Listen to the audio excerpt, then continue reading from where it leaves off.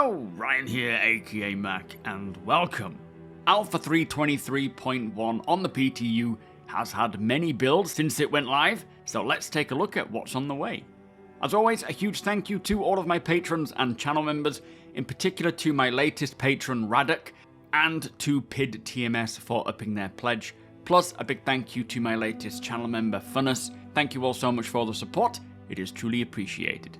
So, Alpha 323.1 hit the PTU almost immediately after 323 went live, and since its release to the public test universe, it has seen a number of very interesting updates and changes. Now, it's important to state that this 323.1 patch is to be the Invictus build, but it does not contain the hangars, the cargo updates, or freight elevators. Those features are still intended to release within the 323 branch, be that 0.2, 0.3, and so on. It's just not in this particular build. Now, as mentioned, Alpha 323.1 contains a lot of changes, updates, and bug fixes, so today I will be running through these builds and highlighting the important changes, which is open to everybody, by the way, who wants to join in on the PTU, but should release to the live servers within the next day or two, in time for Invictus launch week on the 17th.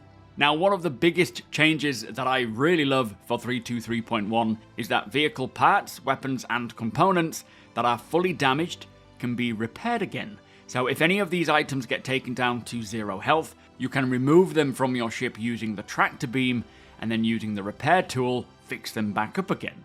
Now, this is a great feature that I am very happy is making its way in, as it gets us closer to our vehicles and the feeling of actual ownership.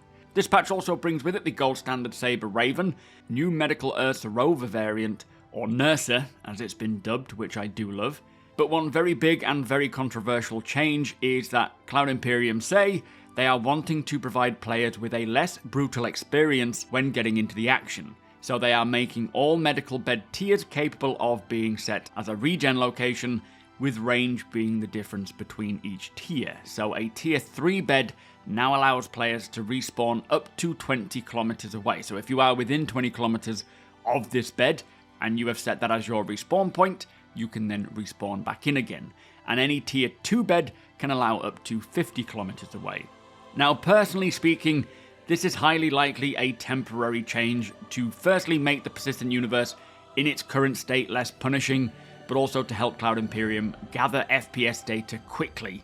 I certainly do not expect this to carry over to version 1.0 when that comes along, and personally I wouldn't want this, as it does contradict Chris Roberts' intentions for Star Citizen, which is to make Star Citizen a thinking person's game, rewarding planning, practice, and skill, rather than the ability to just insta-spawn immediately. So yeah, I'm not worried at all, as Chris won't want this for the version 1.0, this is just going to be a temporary band-aid and data gathering change. Now, for NPCs, they have improved the NPC locomotion server sync extrapolation, which should help to prevent teleportation that has been quite significant since 323 dropped, so hopefully that can really reduce the amount of what looks like desync teleporting of NPCs around. That would be a very nice fix. Also for AI, there has been a ship AI pilot balance pass, which now allows AI the partial use of aim assist depending on their skill level, and to smooth out the AI difficulty curve when going from lower to higher threat missions. Now, also, as we have seen throughout the course of 323's EPTU cycle, there has been many other performance passes and optimizations for 323.1. For example, they have made further entity graph stability improvements, performed visual polish on water caustics, and they have removed the ability for players to pretty much create Smurfs or any other funny coloured players like orange, red, blue, which must have been some form of bug with the character creator.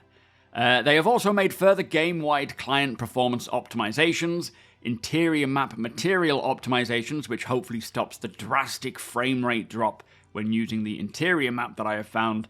Plus, they have made further particle visual improvements for upscaling and removed jitter processing on terrain rendering as well.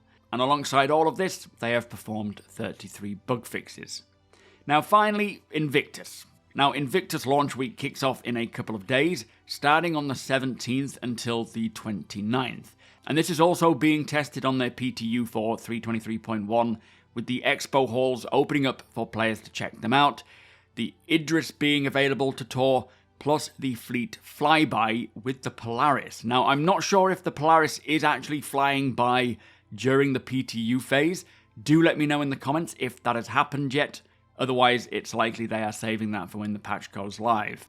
But it is going to be quite an exciting event this year. It is for 2 full weeks, and there looks to be a new Saber Raven ship releasing called the Firebird, as well as the new gold standard Saber Raven, the Medical Ursa, which I know myself and many others have been dying for, no pun intended there, and of course the Polaris Flyby, of which I am not expecting the Polaris to be released, but it would be a very nice surprise if that did happen. There may also be other vehicles coming, like the Apollo, although I do feel like we would have already heard about this if it was the case. But either way, Invictus is going to be quite the event this time round, especially with all of the quality of life and performance improvements that 3.23 brings. And once the 3.23.1 patch does drop to live, which as I say will be either Thursday or Friday, here's hoping that the next patch will be the hangars and cargo updates. But there you go. Those are some pretty impressive updates so far coming in 3.23.1, especially the ability to fix components, as this really lends more into this off-grid stuff that I enjoy, being able to recover components from downed ships and repair them, using them for ourselves. Or maybe even selling them on. Very excited for Invictus, and remember, if you are on the fence of whether you want to play Star Citizen's Alpha or not, wait for this event to kick off on the 17th, and you will be able to try Star Citizen completely free. Also, make sure you check out my Off-Grid series playlist for other ideas of what you can do in Star Citizen, which I have linked below. And there is only a few days left now to pick up the TOBII Tracker 5 at 15% off. I can highly recommend using it, as it seriously immerses you into the game. A great device that I use every time I play Star Citizen. You do not need to pay full price for it. Plus, using the link below provides me with a direct kickback, so thank you in advance if you do so, and to those who have done it already. But with that said, that is the latest on the 3.23.1 front. I'm sure there will be another patch or two to come out before Invictus kicks off, so here's hoping we see some other new features and ships and vehicles. And if you do appreciate my videos, please do consider subscribing and helping the channel to grow. Also, come and hang out over at twitch.tv/SuperMacBrother. You are all more than welcome over there, whether you are new or a veteran to Star Citizen. A great place to ask your questions about the game, the alpha, the project, the company, or just chill out and watch me play some 3.23, maybe some 3.23.1 today. I'm undecided, but I will be live between 2 and 6 PM BST. Hit the thumbs up if you don't mind, it does the channel a big favour, and tick that notification bell if you would like to be notified when my videos go live. Again, a huge thank you to my patrons and channel members. Cannot do this without you guys. Thank you for watching, and I'll see you in the next one.